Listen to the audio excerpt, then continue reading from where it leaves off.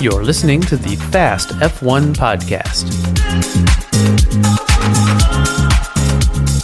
Hello again, everyone, and welcome back to the Fast F1 podcast with me, Danny Kane. And I'm Eddie Meteye-O'Kane. Today we are reviewing the last two races of the season. We did not have time in our busy schedule to be able to record after the Qatar Grand Prix, so it ended up having to wait until after the final race weekend of the season at Abu Dhabi.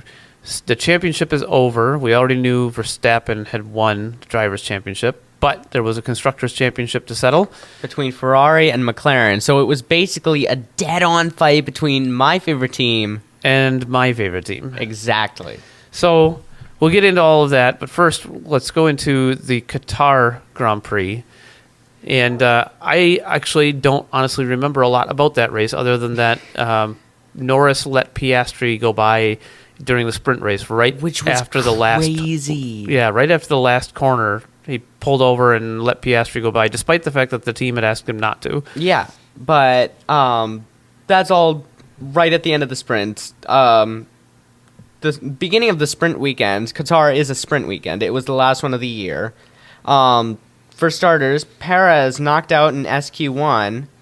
He started from the pits and had a really, really slow getaway. Yeah, he had a strange start where, according to him, he was intentionally going slowly to let Colapinto go by so that he could just use that race for data gathering.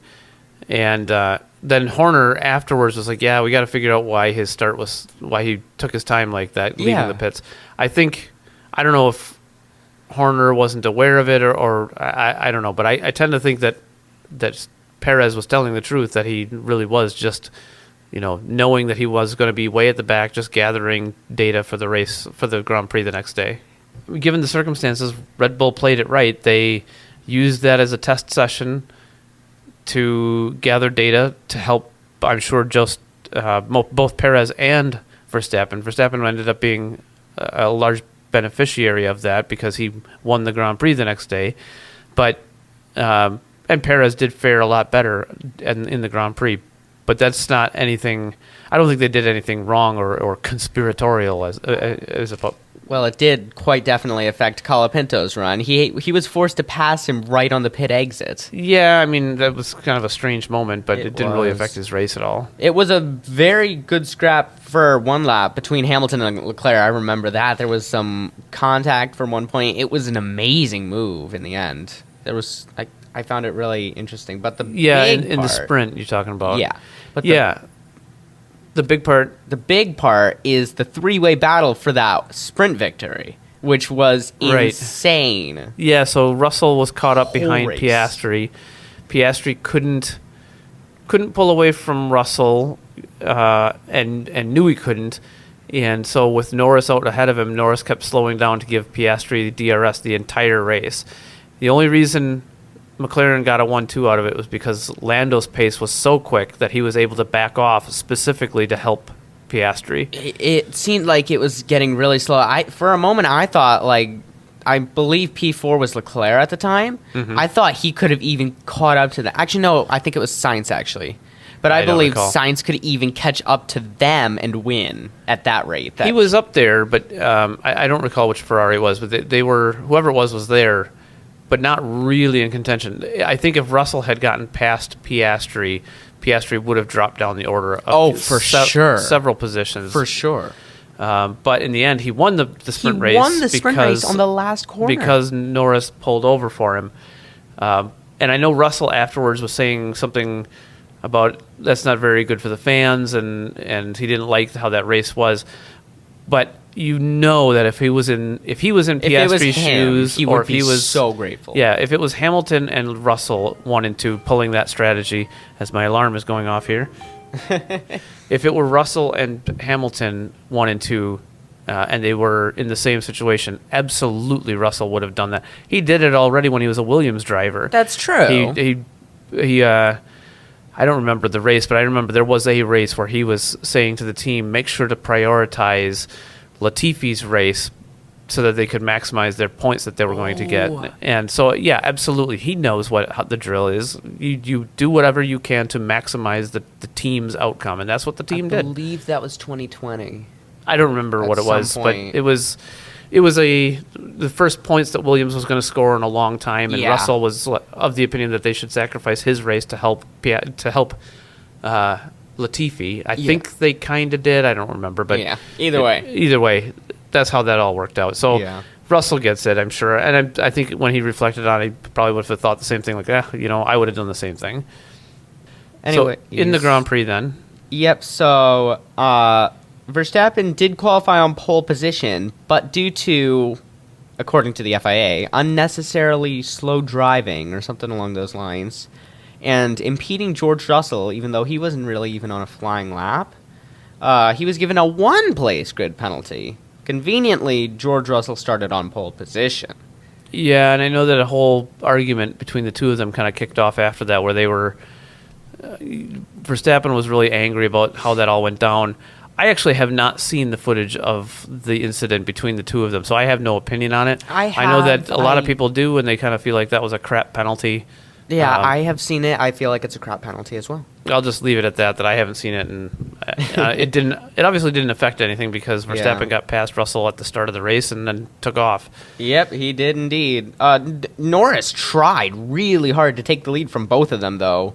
He did only overtake George Russell, which means Russell's qualified second, started first, fell to third within the opening lap. Yeah, the only real difference is that maybe another car or two could have gotten past Russell at the start if he'd had the same start from second. But it could have been Hamilton. In Verstappen's case, it wasn't. It ended up kind of not being a penalty because he overcame the penalty by the first lap or by the first corner of the first lap. Well, it could have been Hamilton because he jump started. Hamilton did jump start. And he received a 10-second penalty, I believe. I can't remember if he even received a penalty or not. I can't remember. I don't know. I know that Norris got a 10-second stop-go penalty. Hamilton had a terrible Qatar Grand Prix. So many incidents. Yeah. Punctures, speeding in the pit lane, all sorts of stuff. And Norris had a sloppy race. Well, he didn't actually. He was on... Well, he was, but... He was on Verstappen's heels. Honestly, I think that if Norris hadn't not seen the yellow flag and therefore gotten a penalty, I do think that Norris would have won that race. Yes. Because he was right with Verstappen the whole way, and then through the pit stop sequence, I think he would have... We've seen it all year long that once they get onto low fuel, the McLaren is so fast. It comes alive. It's like in as Zandvoort. Fast. Well, it's as fast as any of the cars in the early parts of the race, and then it's faster on low fuel. It's like Zandvoort, where when he had the false start, or not false start, but when he had the super slow start, Verstappen took it immediately. But like 20 laps later, Norris zoomed into the lead and extended that advantage by a lot. But and we, like I said, we saw it all year long where the McLaren was better on low fuel than any of the other cars, for sure. Yeah, lots of chaos during lap one, though. Two separate incidents. First one of which between Colapinto and Ocon, along with Nico Hülkenberg, who dive-bombed them. Hülkenberg still ran in the race, but both Ocon and Colapinto were out of the race. A bit of air for Colapinto. Both front tires suspension were broken on Ocon's car, I noticed, which was crazy. I did not see that before, I don't think. The second incident was between Stroll and Albon. Oh my gosh. Yeah, that one I have seen, and I don't think Stroll really did anything wrong in that case. I really did. He did, yeah. He got in an incident. It was a racing incident. And it's not the sort of thing that I can get angry at Stroll for as much as I would like to, because I think he's I think his time in F1 should have ended by now, but a long time before now. But all the same, that one, fair enough. That he just made a mistake. They together made a mistake, and that's the end of it. Yeah. In the end, Stroll did retire from that. Albon continued on, I believe. After all of that chaos, there was a safety car. And on the restart lap, Lawson and Bottas get caught up in an incident, even though Lawson was the one who actually looked like he was doing the right thing. He was given a 10-second time penalty for causing the collision. The FIA this race were absolutely, they were busy. They were busy, but they were so busy. They were kind of all over the place. They were. But, the Lawson-Bottas one, Lawson's star has not risen as much as people were hoping it would, I think. And that race kind of highlighted it. I don't know. He's looking like he might get the Red Bull seat.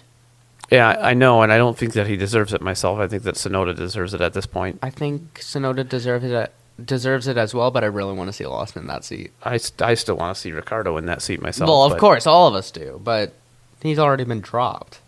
Anyways, George Russell on lap 24 had a terrible pit stop. I think it was 20-ish seconds. So that completely ruined his race. Then we get into the craziness. Yeah, so then the big moment of the race happened where Albon's mirror fell into the middle of the front straightaway toward the pit exit, and it took forever for the FIA to do anything about it. And I think there wasn't even a yellow flag. There was. There was the local double yellow wave flag. Whatever they call it, double waved yellow flag. A double yellow. Whatever it is. Anyway, but I mean, everybody since the race has said, why wasn't there a virtual safety car? Surely the point of the virtual safety car is for exactly that sort of thing. And I remember when that came out, immediately I turned to you and said, oh, that's going to be a virtual safety car. Yes, he did. And it went on and then off and then on and then off and then on and then off. Yeah, there was a local yellow that was doing that, but there wasn't a safety car. There wasn't a VSC. There was never a VSC. There was not a VSC for it at all. And then, was it Hamilton that ran over it? Or no, the end, it was Bottas who ran over it. Bottas ran over it. His car was completely fine, though. And then Hamilton and Sainz both had punctures that resulted from it. Within the same amount of time. As Alex Jakes was talking about Hamilton's puncture, as soon as he got it, 20 seconds later, Sainz had a puncture.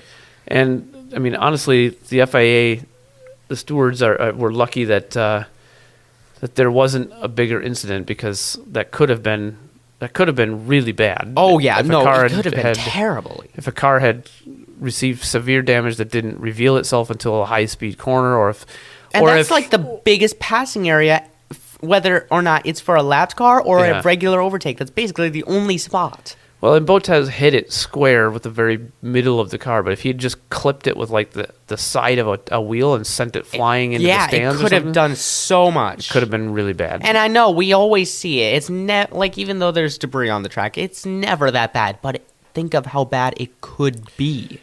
Yeah.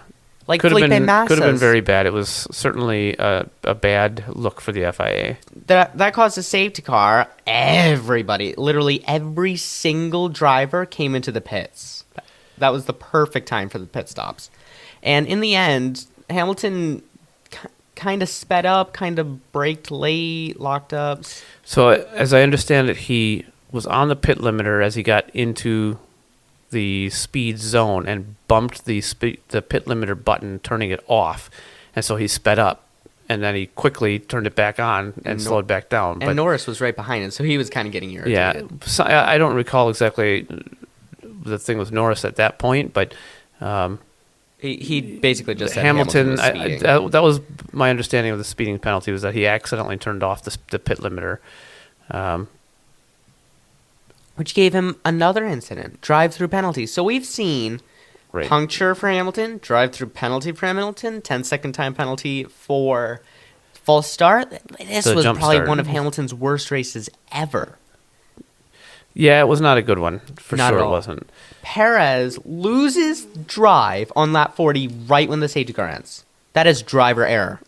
That is not his own fault. Or that is his own fault. That is not the team's fault. That is driver error. He certainly made it sound after the race as though it was a problem with the car that caused him to spin and lose drive.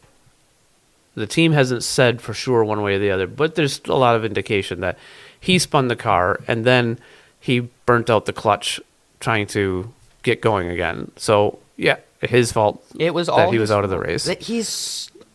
I'm not even going to say it again. It's...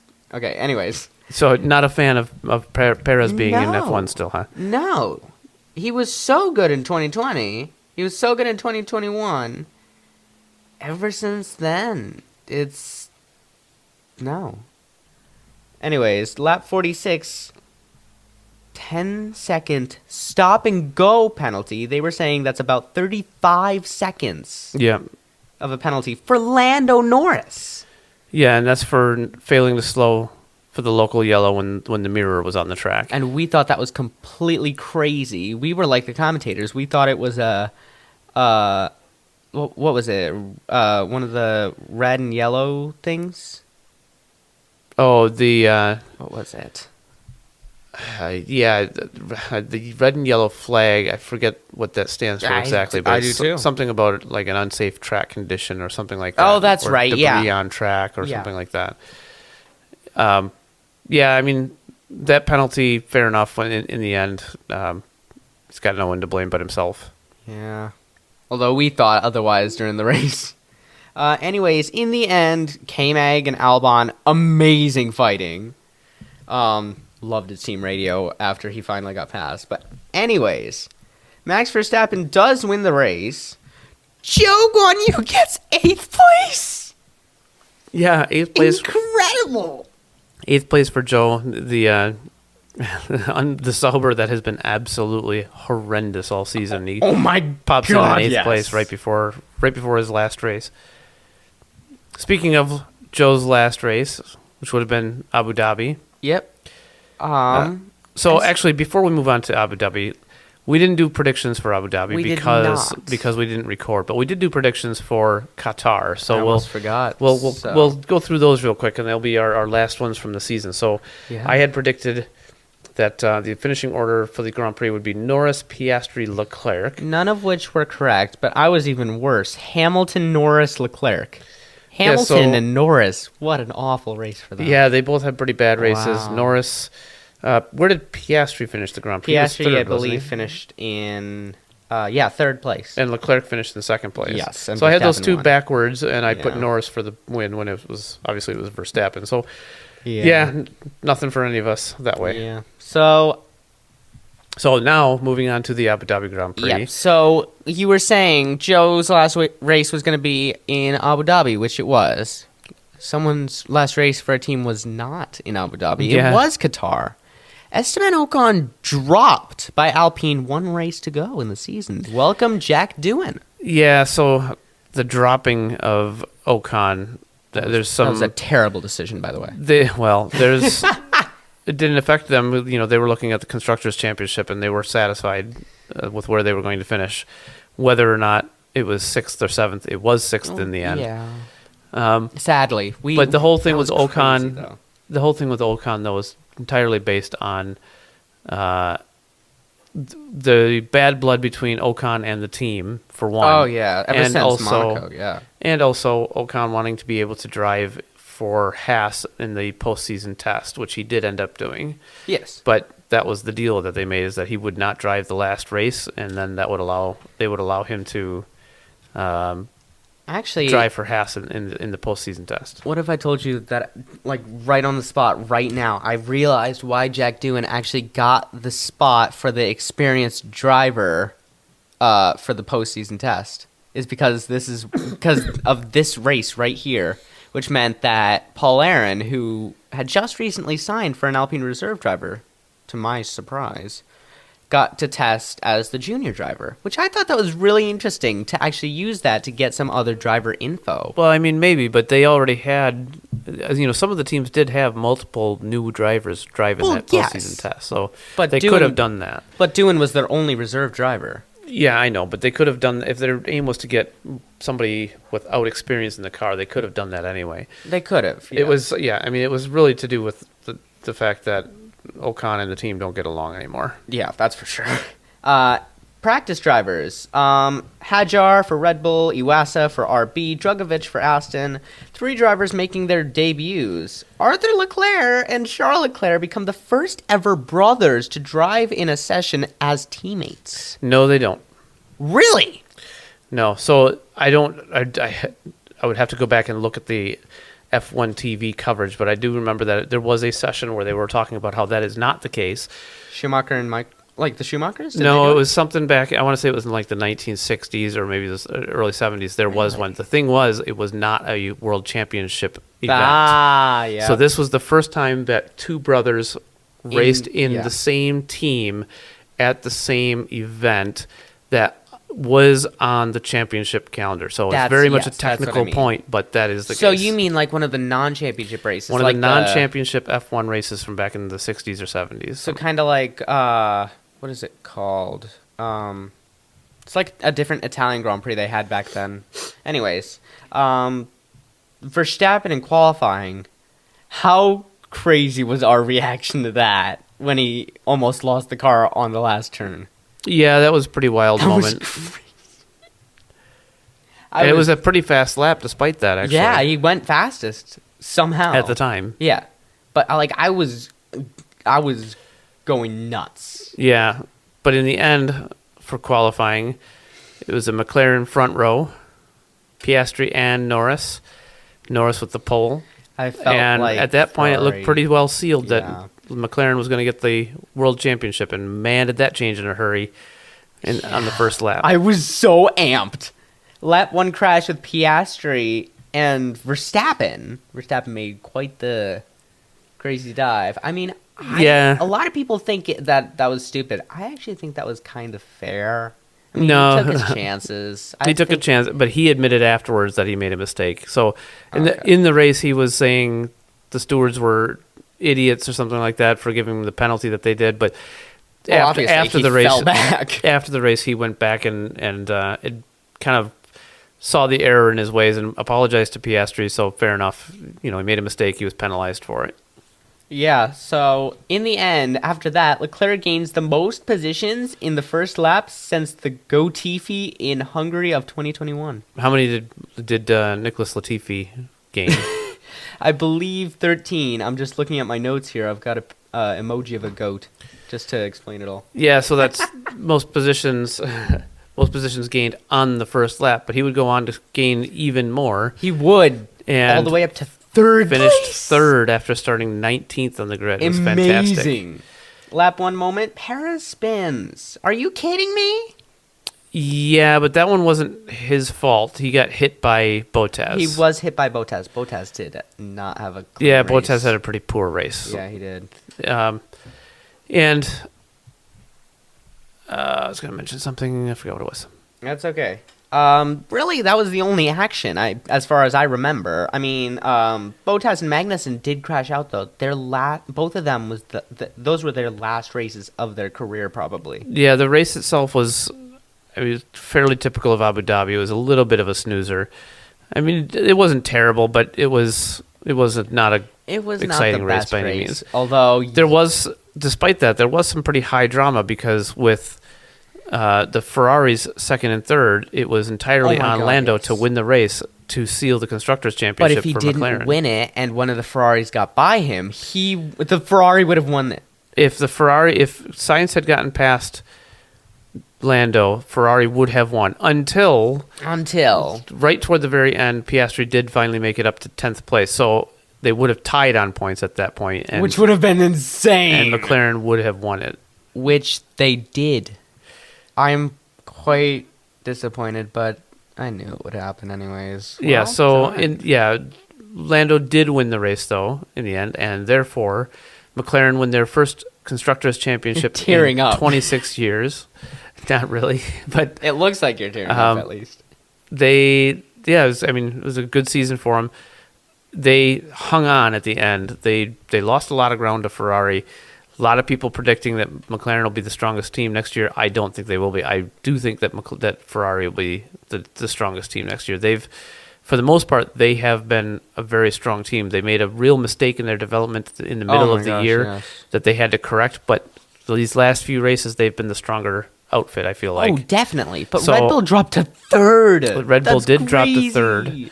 Anyways, Perez has had an awful season, and how terrible. he's going I'm to going to go back and count how many incidents he's had this season. I'm going to go back and count. He's scored a ridiculously low amount of points in the last 2/3 of the season. One of the stats I actually found was if you add all the teams except for the gap between, I believe it's Sauber, if you add all the points gaps combined for all those teams, it's not even as big as the gap between Perez and Verstappen. That is absurd.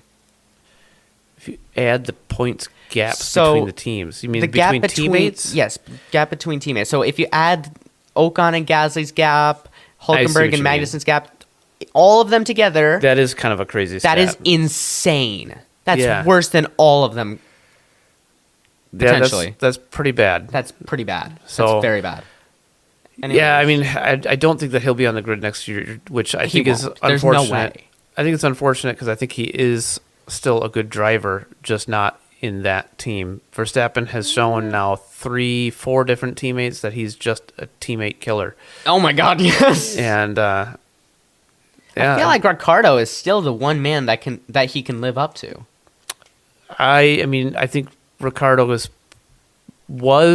possibly still could be capable of hanging onto his coattails, so to speak. But I don't think that. I mean, that Cadillac's open. what does that have to do with Red Bull and Verstappen? Well, it has to do with Ricciardo. He could land a seat at Cadillac. I mean, potentially, I don't see that happening. I don't either, but it's a possibility. So, anyways, Hamilton's last race for Mercedes. Yeah, that was an emotional so last emotional. few laps and post race. That was, I'm not a Mercedes fan by any means. I kind of have been a bit of a Hamilton fan over the years, so exactly it's kind the of same as myself. it's neat to have him have a good recovery drive up to fourth. His pass around Russell on the last lap was awesome. Oh, it was amazing. He also started very low. yeah, So 16th, I think. Carlos Sainz's last race for Ferrari. Yep, Sainz had his last race in the Scarlet Ferrari, at least for now. If you believe the rumor mill, he may be back in the car for 2026. I'm pleading for that right depending now. on how Hamilton fares, but we'll see. Bottas's last race in general, quite a demoting end. Probably his last race in F1. But it's looking like he's going to be a reserve for Mercedes. That'd be pretty cool. That would be, yep. Kevin Magnussen's last race. Yeah, he, by his own admission, is not looking to come back. It Actually, seems. I've seen something. He's signed up for WEC. Yeah, so he'll be driving sports cars with with Cadillac coming in. It's very possible that he could end up driving the Cadillac, but I think it's unlikely, but it's possible. Or actually, yeah, I think he's driving in WEC. I also saw Logan Sargent is driving in Elms, Yep. which I was like, wow, I'm surprised by that. Yep. Nico Hulkenberg had his last race for Haas as well. Now he's moving over to Sauber. That's pretty upsetting because he was amazing in that Haas. He brought our American team so much glory. Yeah, I mean, I guess he's one of those drivers that I think you just wish that he at some point would have had a competitive car, And scored a podium. yeah, I mean, we'll see what happens when crazy. Porsche comes in, or not Porsche, Audi. Porsche's coming in too. We're having In- Cadillac, Audi, and Porsche. Jeez. That would be good. But when Audi take over at Sauber, we'll see what kind of car they have. But And we've already seen from a confirmation, I think 2 days ago from Christian Horner, the only two possibilities if Perez were to be dropped would be Tsunoda and Lawson, which means this is Colapinto's last race. yeah, so Colapinto, well, it's his last race for now. For now. I wouldn't be surprised to see him on the grid in 2026 either. Cadillac? Well, or somewhere. We'll see. The weirdest thing, like this has been all over the place. Apex GP. So this is a movie team for a movie called F1. Wow. Did something really weird. So as soon as the podium was done, they brought back Leclerc right after he left. They also brought in George Russell, and they pretended that that's how the podium went. Oh, weird. That is so weird, isn't it? Okay, well, that's movies for you. They do weird stuff. They do. They really do. And then finally, this Red Bull seat confirmation wait is killing me. I want to know so bad. Well, you already do know. Perez has a seat for next year. Well, yeah, Until that's what he it doesn't. says. Yeah, he has a seat until next year until he doesn't. Exactly. So we'll see how that goes. But that is our last episode, potentially, for the year. Well, it's our last race review for the year. We may do a season review. And thanks for listening to us this season. Thanks for listening for our first full season of doing the podcast. And thank you so much for tuning in with us if you're actually listening to our first season. There'll be more to come at some point in the future. We'll see what we do differently next season, if anything. I'm so excited for Antonelli's debut. I'm such a big fan of his.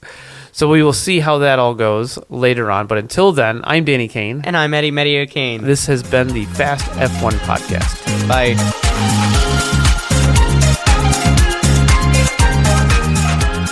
Fast F1 is produced by Danny Kane and Eddie Meteye-O'Kane. All rights are reserved. Music is performed by Alex Zavesa. Thanks for listening.